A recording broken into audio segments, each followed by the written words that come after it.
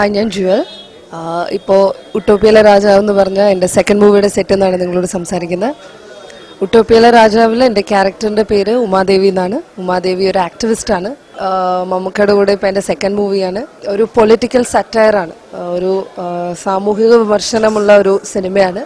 കുറച്ച് നർമ്മത്തിലൂടെയും അതുപോലെ തന്നെ വളരെ നാച്ചുറലായിട്ടുള്ള കുറച്ച് ജീവിത സന്ദർഭങ്ങളിലൂടെയാണ് ഈ സിനിമ മുന്നോട്ട് പോകുന്നത്.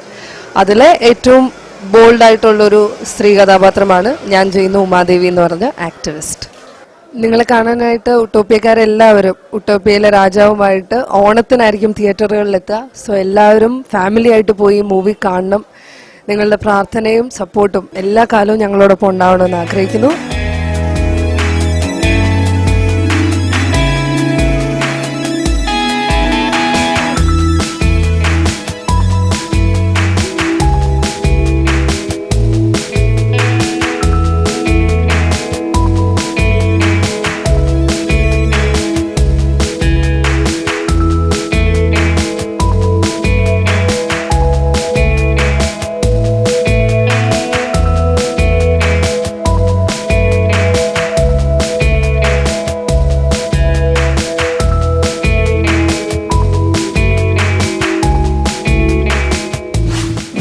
രാജാവ് എന്ന് പറയുന്ന ഈ സിനിമ ഒരു സോഷ്യൽ സറ്റയർ അല്ലെങ്കിൽ ഒരു പൊളിറ്റിക്കൽ സറ്റയർ എന്ന് പറയാവുന്ന ഒരു ഗണത്തിൽപ്പെടുന്ന സിനിമയാണ്.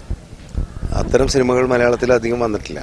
എനിക്ക് തോന്നുന്ന ഒരു പഞ്ചവടിപ്പാലം ആണ് എൻ്റെ മനസ്സിൽ പെട്ടെന്ന് വരുന്ന ഒരു സിനിമ. അല്ലെങ്കിൽ പഞ്ചവടിപ്പാലം പോലൊരു സിനിമ എന്നുള്ളതായിരുന്നു ഞങ്ങളുടെ ഒരു ലക്ഷ്യം.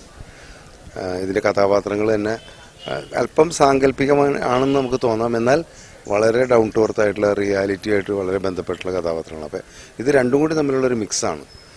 റിയാലിറ്റിയും ഈ എന്താ പറയുക ഫാൻറ്റസിയും തമ്മിലുള്ളൊരു മിക്സ് ആണ് ഈ കഥയുടെയും അവതരണത്തിലെയും പുതുമ. മമ്മൂട്ടിയും ഞാനും ചേർന്ന് ചെയ്യുന്ന ഒരു ഗ്യാപ്പിന് ശേഷം ചെയ്യുന്ന സിനിമയാണ്.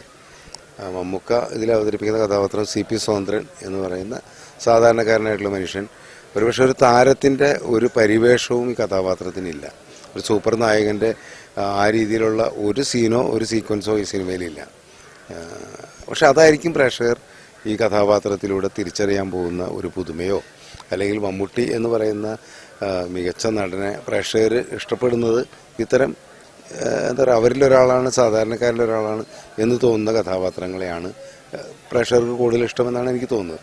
അങ്ങനെ നോക്കുകയാണെങ്കിൽ ഉട്ടോപ്പിയയിലെ രാജാവ് എന്ന് പറയുന്ന സിനിമയിലെ CP സ്വതന്ത്രൻ എന്ന കഥാപാത്രം മികച്ച ഒരു ഇതായിരിക്കും മമ്മൂട്ടിയെ സംബന്ധിച്ചോളം. കഥ പറയുന്ന രീതി ഒരു ഗ്രാമത്തിൻ്റെ അന്തരീക്ഷത്തിൽ വളരെ സരസമായിട്ടാണ് ഇത് പറയുന്നത്. ആമേൻ എഴുതിയ PS റഫീഖാണ് ഇതിൻ്റെ തിരക്കഥയും ഗാനങ്ങളും അദ്ദേഹം തന്നെയാണ്. ആമേൻ എന്ന് പറയുന്ന സിനിമ കണ്ടിട്ടുള്ളവർക്ക് എല്ലാവർക്കും അറിയാം, അതൊരു മാജിക്കൽ റിയലിസം എന്ന് പറയുന്ന ഒരു ഗണത്തിൽപ്പെടുന്ന സിനിമയാണ്. അത്തരം സിനിമകൾ മലയാളത്തിൽ അങ്ങനെ വന്നിട്ടില്ല.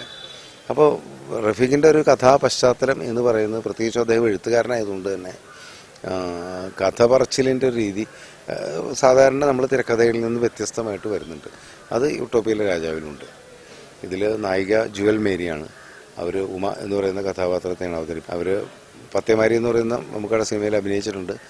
പക്ഷേ ഒരുപക്ഷെ ഇതായിരിക്കും ആദ്യം റിലീസ് ചെയ്യാൻ പോകുന്ന സിനിമ. ഇതിൽ വളരെ ശക്തമായിട്ടുള്ള ഒരു ഫീമെയിൽ ക്യാരക്ടറാണ് ഉമ എന്ന് പറയുന്നത്. അതാണ് ജുവൽ അവതരിപ്പിക്കുന്നത്. ഇതിൽ ഫോട്ടോഗ്രാഫി നീൽ ഡി കുഞ്ഞ. അദ്ദേഹം മലയാളത്തിൽ ഇപ്പോൾ വളരെ പ്രോമിസിംഗ് ആയിട്ടുള്ള ഒരു യങ് സിനിമാറ്റോഗ്രാഫറാണ്. കുറേ മോഡേൺ സിനിമകളിൽ, ന്യൂ ജനറേഷൻ സിനിമകളിൽ അദ്ദേഹം വർക്ക് ചെയ്തിട്ടുണ്ട്.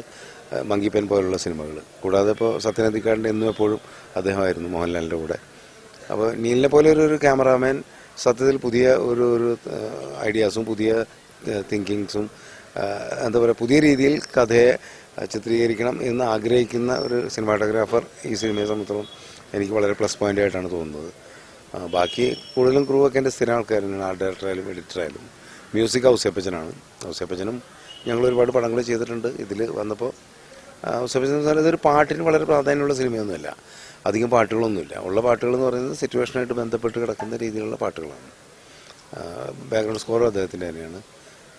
ഇത് ഓണത്തിനാണ് റിലീസ് ചെയ്യുന്നത്. ഞാൻ എൻ്റെ ഒരു പതിവ് ചാനലിൽ നിന്ന് മാറിയിട്ടൊരു സിനിമ എന്നുള്ള രീതിയിലാണ് ഈ സിനിമയെ വിലയിരുത്താനായിട്ട് ശ്രമിക്കുന്നത്. എൻ്റെ സിനിമകളുടെ ഗണത്തിൽ ആ രീതിയിലായിരിക്കും ഇതിനൊരു പ്രാധാന്യം വരിക എന്നാണ് എനിക്ക് തോന്നുന്നത്.